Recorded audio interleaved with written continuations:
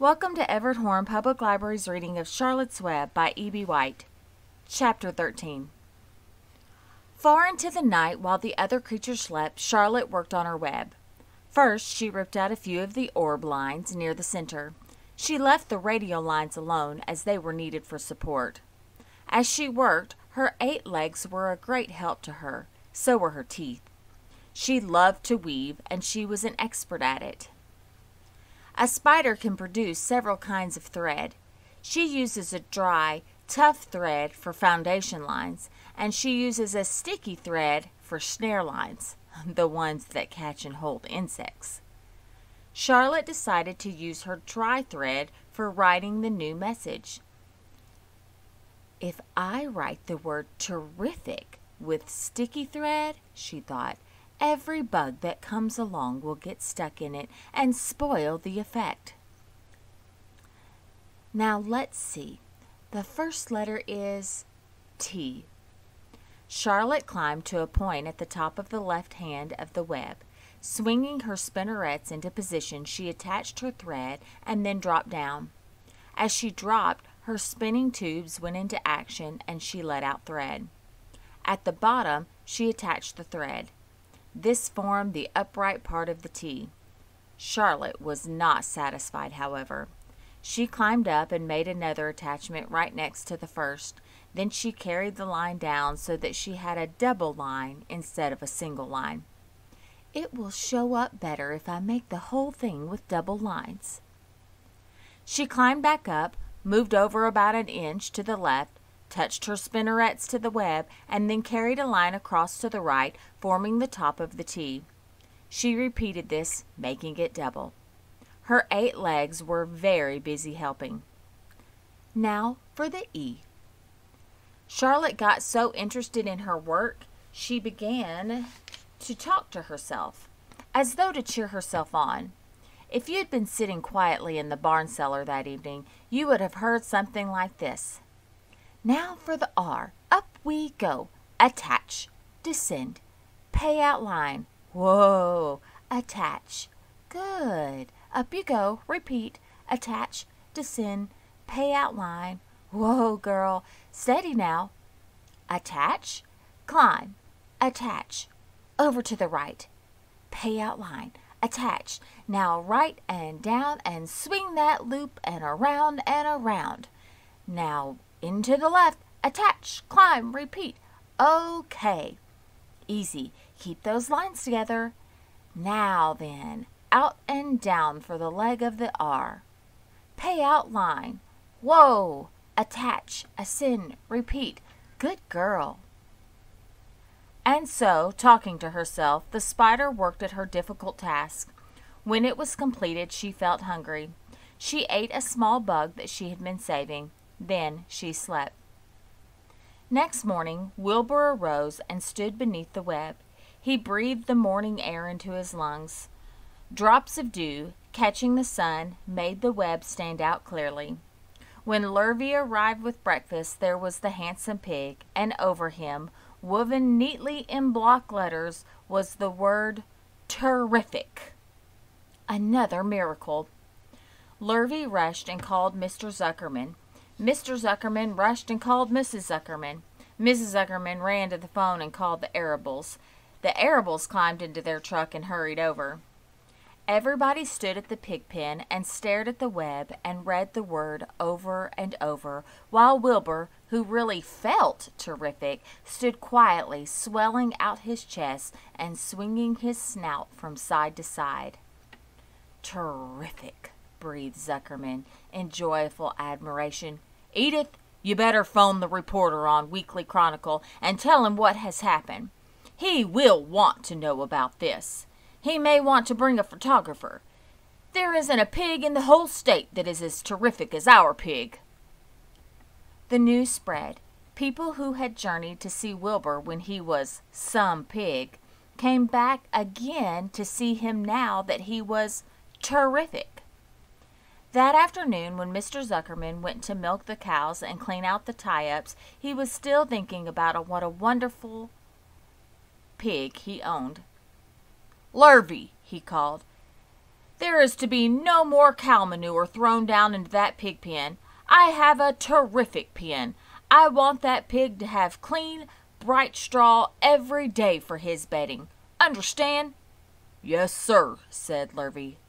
"Furthermore," said Mr. Zuckerman, "I want you to start building a crate for Wilbur. I have decided to take the pig to the county fair on September 6th. Make the crate large and paint it green with gold letters." "What will the letters say?" asked Lurvy. "They should say, 'Zuckerman's Famous Pig.'" Lurvy picked up a pitchfork and walked away to get some clean straw. Having such an important pig was going to mean plenty of extra work. He could see that. Below the apple orchard, at the end of the path, was the dump where Mr. Zuckerman threw all sorts of trash and stuff that nobody wanted anymore. Here, in a small clearing, hidden by young alders and wild raspberry bushes, was an astonishing pile of old bottles and empty tin cans and dirty rags and bits of metal and broken bottles and broken hinges and broken springs and dead batteries and last month's magazines and the old discarded dish mops and tattered overalls and rusty spikes and leaky pails and forgotten stoppers and useless junk of all kinds, including a wrong-sized crank for a broken ice cream freezer. Templeton knew the dump and liked it. There were good hiding places there, excellent cover for a rat, and there was usually a tin can with food still clinging to the inside. Templeton was down there now, rummaging around. When he returned to the barn, he carried in his mouth an advertisement he had torn from a crumpled magazine. "How's this?" he asked, showing the ad to Charlotte. "It says, 'Crunchy.' Crunchy would be a good word to write in your web." "Just the wrong idea," replied Charlotte. "Couldn't be worse. We don't want Zuckerman to think Wilbur is crunchy. He might start thinking about crisp, crunchy bacon and tasty ham. That would put ideas into his head. We must advertise Wilbur's noble qualities, not his tastiness.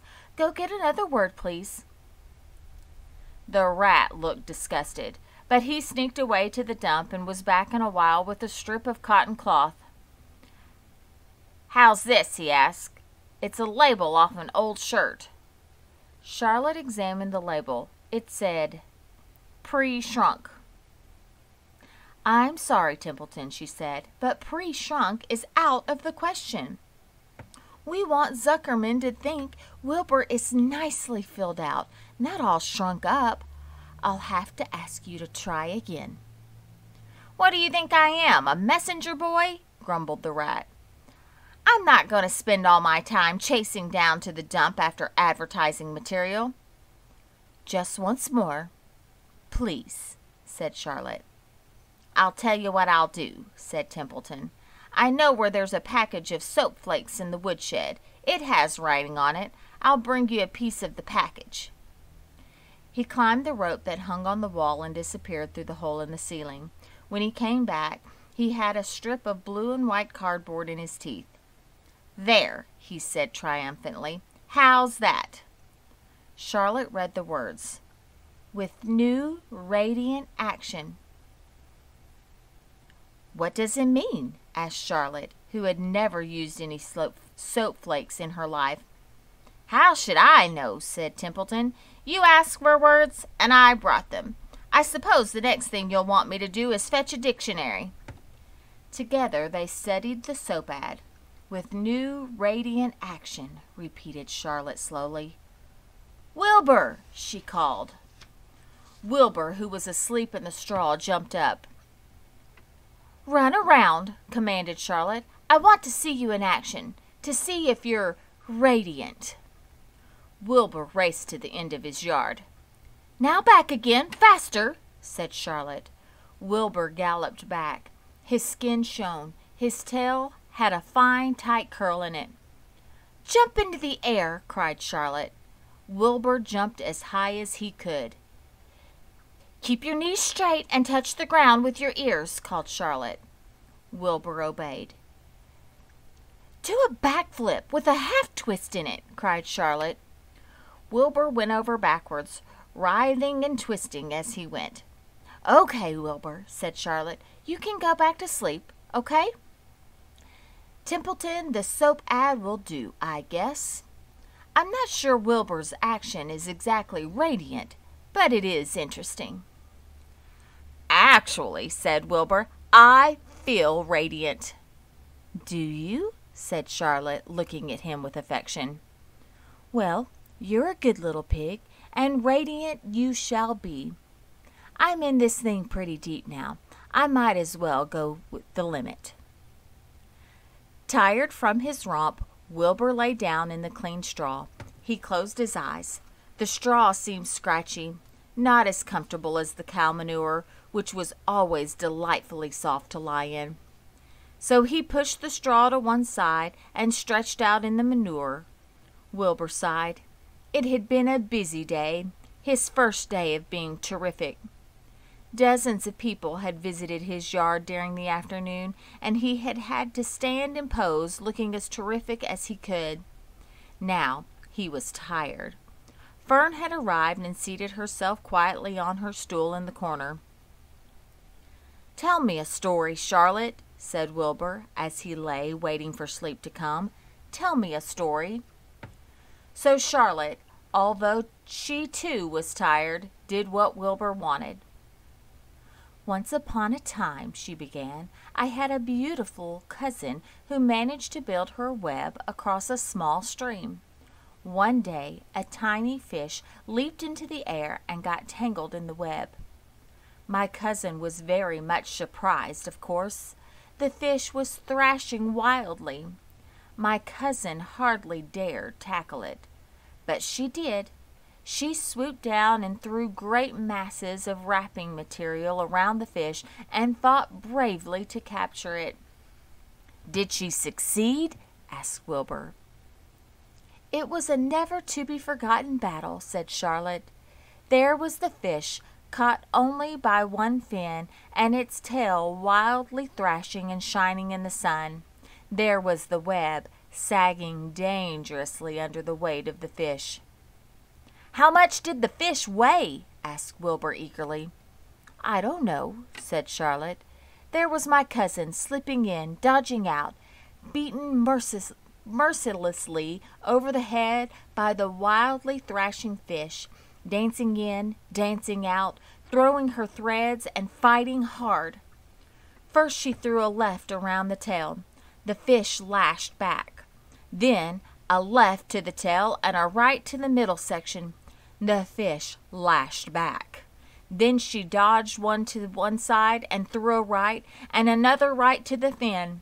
Then a hard left to the head while the web swayed and stretched." "Then what happened?" asked Wilbur. "Nothing," said Charlotte. "The fish lost the fight. My cousin wrapped it up so tight it couldn't budge." "Tell me another story," begged Wilbur. So Charlotte told him about another cousin of hers who was an aeronaut.